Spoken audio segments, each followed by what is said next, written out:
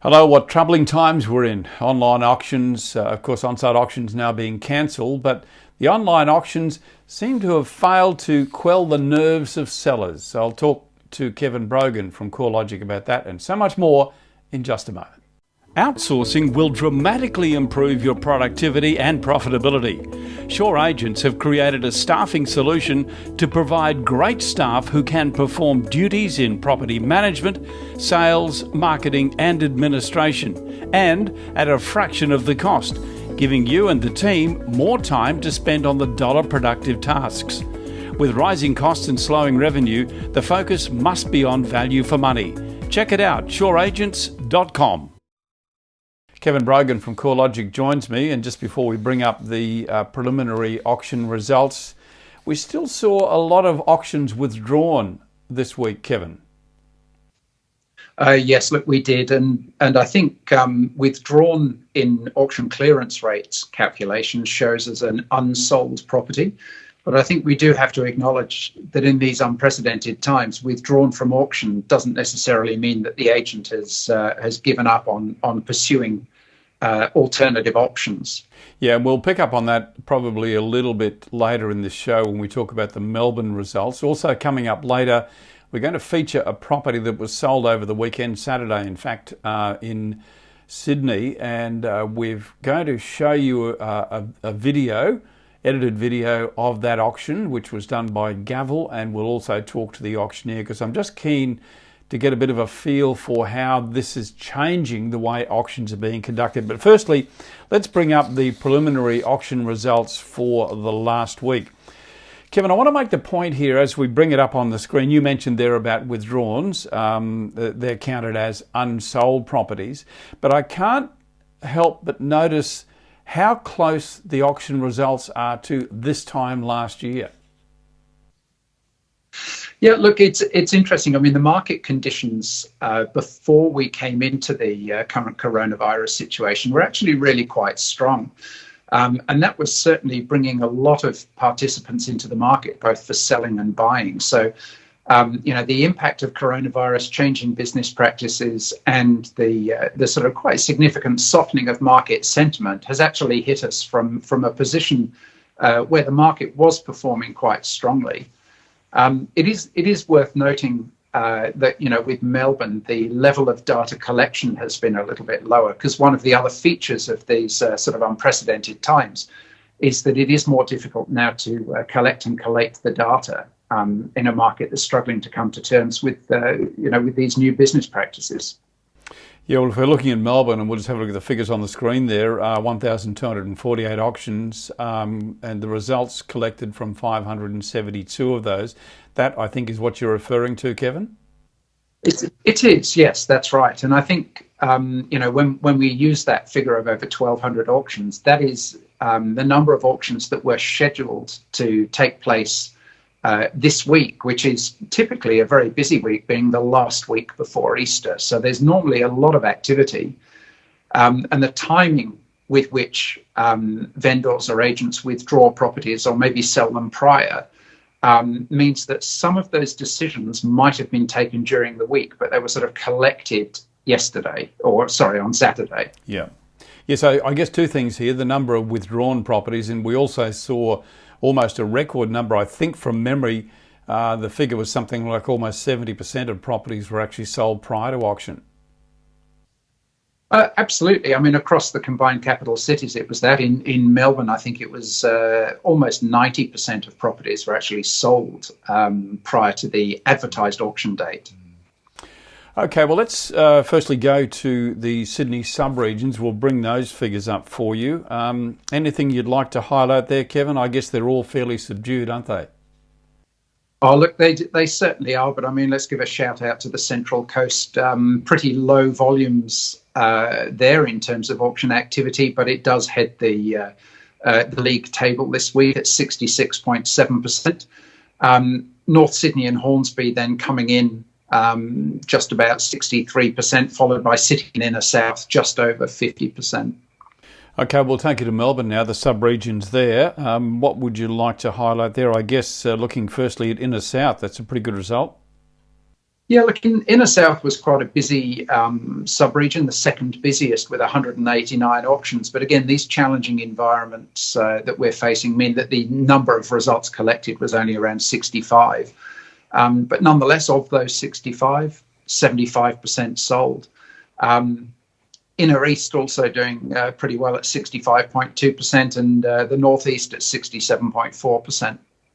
Yeah, because we are sort of up against it, getting final sale results, we're not going to feature what we believe were the top sales in each of the cap cities, but I do want to feature, as we did last week, one of the properties that did sell under the hammer, and this one was in Sydney at Constitution Hill. Just before we go to that video, Kevin, can you tell me a little bit about Constitution Hill?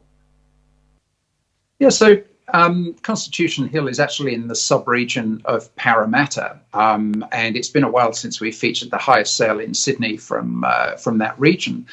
It's about 28 kilometres to the northwest of the CBD of Sydney. This property is, as you said, is one that's sold by live stream auction at the pre-advertised time, which is of interest. The previous sale was for the site upon which the current dwelling was built, $750,000 in September 2015. So obviously this 2017 dwelling, this is the first sale of the completed house. Average length of ownership 10.5 years. Median price $855,000, which is down from the 2017 peak by about 5%. Okay, well, let's take you inside now. We'll have a look inside 8 Brett Avenue, Constitution Hill. Right from the moment you enter through the custom American oak front door, you immediately sense light, space and elegance. Matt and Michael from Star Partners said of this home that it offers an outstanding lifestyle of pure elegance and indulgence, the ultimate residence for those who must have the best things in life. Seamlessly combining luxury and convenience over a clever floor plan boasting a lower level bedroom as well as a custom fitted study and a complete bathroom. Then upstairs, a fully tiled bathroom and 4 more bedrooms. Sold online on Saturday for $1,600,000.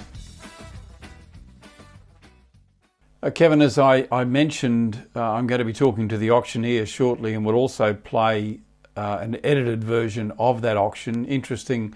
The reason I want to do that is because to me, the obvious changes in how the auctioneer is having to work. And I wanted to talk to you about that, Kevin, because I know, like me, you probably watched a number of auctions over the weekend. Some of them seem to be struggling. Certainly, I'll talk to Leon Axford, who I think did a brilliant job on marketing and selling that property at Constitution Hill. But a lot of auctioneers seem to be struggling with the delay. You know, they don't have that eye-to-eye contact with the bidder, Kevin. Yeah, look, I think, a lot of us who are involved in carrying on business as usual are now meeting more often with Skype, and there's no substitute for that sort of sense of connection with a face-to-face meeting, although it does allow business to go on. I've certainly sort of had anecdotal feedback that, some of the online auction solutions, you actually want the bidders to be able to see each other as well as the auctioneer being able to see them all. Over 70% of current activity is owner-occupiers, so there's a degree of emotion involved in the purchase of the home that you're going to live in. And that perhaps is removed by having a virtual forum rather than an in-place forum. You lose some of the. Well, let me quickly take you to that video now. Sorry, Kevin, we just lost the signal there for a moment, but I'll just carry on if I may.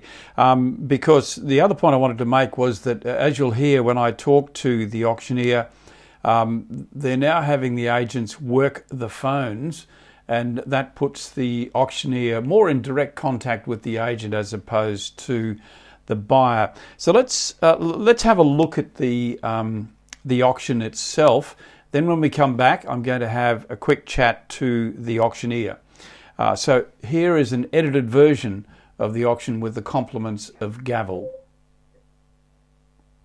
It's a very good afternoon, ladies and gentlemen. Welcome to this afternoon's auction. Leon Axford is my name. I am here on behalf of the very good team at Star Partners Marylands Group. Your marketing agent, Mr. Matthew Carpenter, has done a wonderful job of the campaign. It's a fine home that we sell to you. Number 8, Brett Avenue in Constitution Hill. I hand it out to you for an opening bid, opening offer. Who would like to own the home? Yes, Michael. Oh, I couldn't do it at 135. I'd really like to think maybe something closer, maybe to the 1.6 mark or the 155. I really wouldn't like to do it at 135. There'd be no danger of buying it. So call me a figure somewhere in around perhaps those realms, maybe a 1.6 or a 155, somewhere in around that sort of number to get us underway. I appreciate the manoeuvre, just couldn't do it at that sort of level today. Yes. 1.5. Let's see how we go from there. What number were you again, Michael?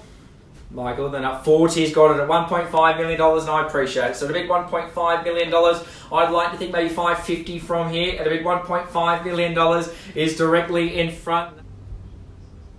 Excellent. Just with that card again, Mike. So, yep, number 40, increased offer to $1.6 million. So I appreciate it. At $1.6 million. Is now the winning offer at $1,600,000. Is directly in front with Mike's buy. So an increased manoeuvre to $1.6 million. Due to good move at $1.6 million is that winning offer now. So it'll be $1.6 million directly in front at $1,600,000. So it'll be $1.6 million with Mike's buyer, and they've made strong leaps towards home ownership today. At $1.6 million. And I'll confirm Matthew with instruction. I sell it away today. $1.6 million. This is your time, or I sell it away at $1,600,000. It is going to sell at $1.6 million. Malad, anything further from your buyer? At $1.6 million. Matthew, anything further from yours? At $1.6 million. Matthew, anything further? Bids 1.6. And I sell it at $1,600,000 quickly, once, at 1.6, twice, at about 1.6, third time, at $1,600,000. It is going, Matthew, all good? Going, all done. Sold. Congratulations, well bought. Yeah, Kevin, it was interesting. We edited that down. I think the actual auction went for something like 13 or 14 minutes, and there were big periods in there where Leon had to do a lot of padding, and that's going to be the new skill of the auctioneer, I think, and you'll pick up on that in just a moment when I talk to Leon. Interesting to watch it, Kevin, isn't it, to see how it's all changing? Oh, look, it certainly is. As you saw there, Leon was working very hard to keep the energy going, but quite difficult when the bidders can't actually see what's going on. Yeah, the excitement of an on-site auction or even an in-room auction is fantastic because you've got that involvement of the crowd. And I noticed even at the end there, when it did sell, Leon, normally you'd get a round of applause from all the other people there, but that just doesn't exist. I thought it might be interesting to catch up with Leon and just see how he felt about it. So here's my interview with him, which was pre-recorded. We'll have a listen to that now. Leon, we're just curious to know from you about the difficulties you're finding now, if any, in moving from a face-to-face auction, an on-site auction, to now having to do it online where you've got agents in between you. Congratulations, by the way, too, Leon. I think you did a fabulous job over the weekend. Oh, thank you, Kevin. We're very lucky we get to work with some high-quality agents, and we were all very comfortable being uncomfortable and moving towards a remote auction format. We've talked to all our clients, and we feel really comfortable going with telephone bidding. It's not anything new to us, and it allows the agents to still be in contact with the buyers. We feel that gives us the most control over the transaction to be able to get the best result for the sellers. So we've been streaming the auctions through Gavel, utilising telephone bidding, and yesterday we had the agents all separated from me and connected through Zoom. So I could hear, we had them on mute, so they'd be talking to their client on the telephone, and then relaying their offers through to me through Zoom. We found that. Just a comment there, Leon, if I could. When I watched the video, I was thinking of you being in a position of eyeballing the actual video, and with the phrases that you use, being able to put direct pressure on them, talking about the pool and so on and so forth. But it's now almost like an arm's length thing. You're relying very much on that commentary to have to come from the agent as opposed to you. Is that a fair comment? It's fair to say. So the buyers were still watching me through that stream. I was just communicating to the agents to see how they were going, to really keep the auction moving. It's quite challenging to stare down the barrel of a camera and not really know who you're talking to. So at least with the agents on the phone, instead of me, like an on-site auction, talking directly with the buyers and being able to communicate with them, it was just through the agents. And you could have seen we had several agents on the telephone, and I could sit there and say, Matthew, how's your buyer travelling? We're at $1.5 million. They've got to be $550 from here. And the buyers would hear that through gavel, as well as the agents talking to them and working them through the process. Yeah, it's very transparent, isn't it? I mean, everyone can see what everyone's doing. Mate, we're out of time, Leon, but congratulations on that call. I think under difficult circumstances you did a fabulous job, and I'm sure the sellers would be very happy, as will the agents. Leon Axford. Leon's a professional auctioneer and he auctioned through gavel. Leon, thanks very much for your time. Pleasure. Thank you, Kevin. Yes, Kevin, it was interesting, isn't it, to talk to, very capable auctioneer. Leon's been doing it for many, many years. But as he pointed out, they made that decision quite some time ago to work with agents on the phone with their buyers. There'll be some auctioneers who won't do that, some auctioneers who'll want to work directly with the buyer. So we'll just watch and see how that pans out. Interesting times, Kevin. Oh, look, it certainly is. And I think we will see agents developing a preference for how they want to proceed.